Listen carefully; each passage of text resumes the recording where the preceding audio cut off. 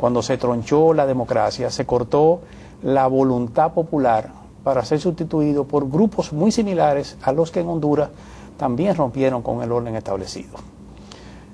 Empresarios, que no hay por qué, que financiaron, que impulsaron, empresarios salidos de la dictadura, del molde de la dictadura, la Iglesia Católica, que tuvo una participación importante, los americanos, como se diría, ¿verdad?, que no se pueden esconder de ese asunto. Golpe de Estado que fue dado durante el gobierno del presidente más democrático que los Estados Unidos habían tenido hasta ahora, hasta Obama, de John Fitzgerald Kennedy. Es decir, que una paradoja tremenda, porque lo ubica en una posición y sin embargo fue capaz, después del fracaso de Bahía de Cochinos y sus desastres en Cuba, el miedo, el fantasma de que en Cuba, que aquí se repitiera lo que en Cuba había pasado, llevó a eso. Y todo este preámbulo para decir que los empresarios y los que contestaron en este momento y que le llenaron de epítetos negativos al presidente de la República son similares a esos que dieron el golpe, pues razón tienen de responder de esa manera. Yo creo que el que tiene plena conciencia, el que es un verdadero líder empresarial, porque dirigente cualquiera que lo eligen en una elección, ese es dirigente, pero líder empresarial, que son los más escasos y son los que verdaderamente llenan espacios.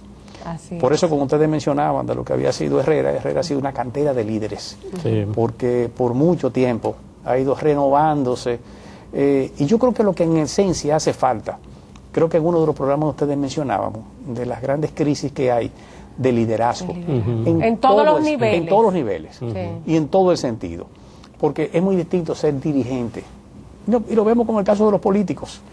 En las cámaras se escogen, qué sé yo, cuántos políticos el año que viene. ¿Cuántos de ellos son verdaderos líderes? Que representan. No que anden con la ambulancia, con muchísimos letreros y muchísimas cosas. Ambulancia que no la pagan ellos, la pagamos nosotros. El ciudadano es realmente el que la paga, el barrilito y todas las cuestiones aquellas, ¿verdad? Pero en esencia, ¿cuáles son verdaderos líderes? Inclusive lo demuestran en una segunda oportunidad. Hay políticos que han mostrado en este momento en encuestas tener un 63-64% de la intención del voto.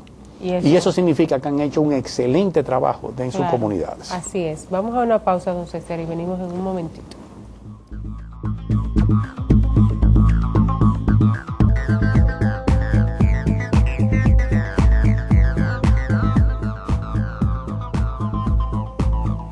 Bien, amigos, continuamos con este interesante programa que estamos teniendo con don César Nicolás Penson. Don César se refería en la sesión anterior al pronunciamiento del presidente de la República en torno al caso de Honduras. Y yo quisiera aprovechar ese planteamiento suyo, don César, para hacerle una pregunta.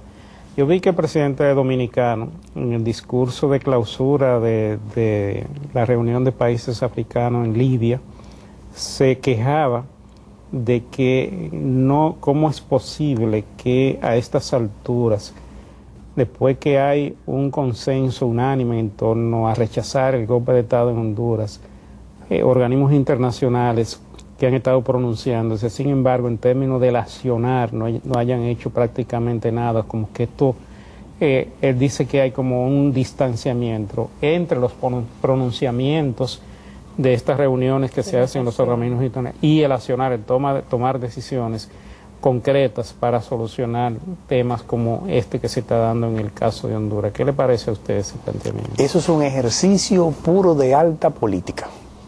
¿Por qué? Porque la política es simulación. Entonces, decir una cosa y hacer otra, o aparecer una cosa con la otra. Yo creo que bien apunta el presidente, que por cierto, aprovecho para decir que es un orgullo que el presidente dominicano de un paisito tan pequeñito, ¿verdad?, haya sido escogido para cerrar un evento que tiene que ver con todo África.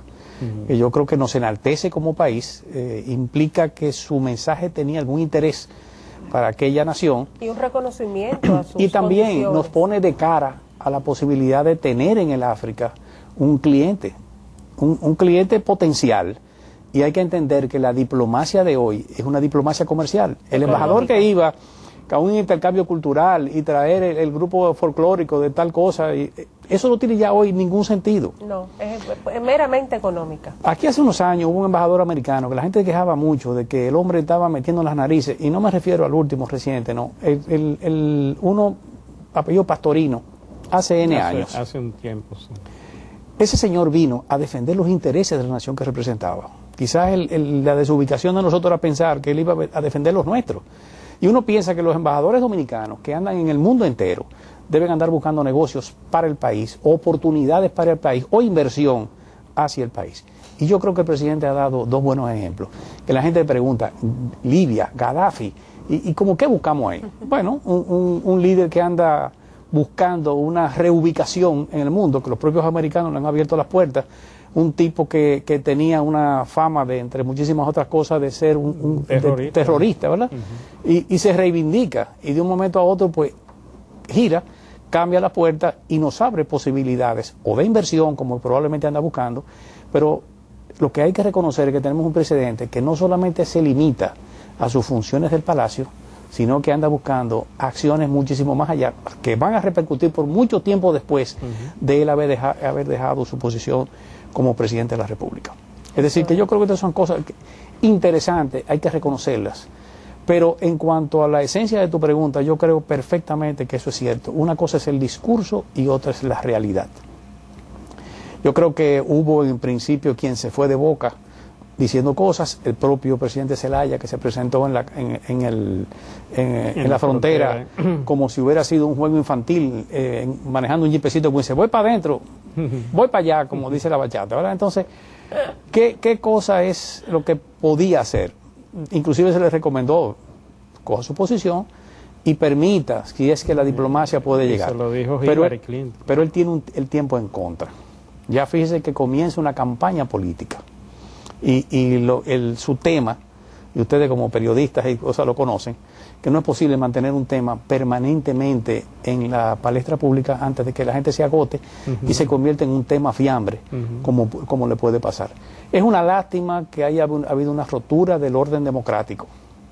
Pero también, a estas alturas, en pero el siglo XXI. Habría que entender qué pasaba en Honduras que motivaron estas cosas, porque yo tengo la impresión, y esto es una impresión muy personal, muy mía, y quizá muy subjetiva, que había elementos externos metiendo los dedos en el asunto en Honduras. Y también creo que los propios Estados Unidos se mortificaron mucho con el eje con la idea de que el eje, ¿verdad? Caracas, Quito, Buenos Aires, Nicaragua, pudiera ampliarse. Es interesante, a mí me da la impresión, don César, que más que el retorno como tal de Zelaya al gobierno, aquí lo que se está es tratando de evitar que se puedan producir y repetir acciones de esta naturaleza en otros de nuestros países. Claro. Y es un tema donde prácticamente un caldo de cultivo. A nivel internacional todo el mundo se ha plantado en el hecho de que hay que defender la democracia, las instituciones. Sí, porque eso se contagia. Claro, ¿no? Y si estos golpistas tienen éxito en Honduras, puede ser que golpistas en otros países también quieran tomar las mismas decisiones, y entonces estaríamos en una situación de retorno a una época que ya ha sido, gracias a Dios, superada a nivel internacional. Y a mí me parece que eso es lo que se está hablando. Mire, yo creo que los dominicanos somos el mejor ejemplo de lo que eso significa. El golpe del 63 trajo la guerra del 65. Pero más que nada trajo una división fratricida, una división entre hermanos.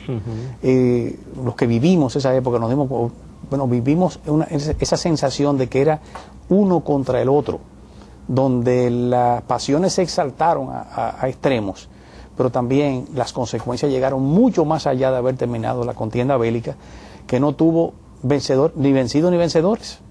Así que hubo una serie de situaciones sumamente dolorosas como consecuencia de la rotura del orden democrático del país.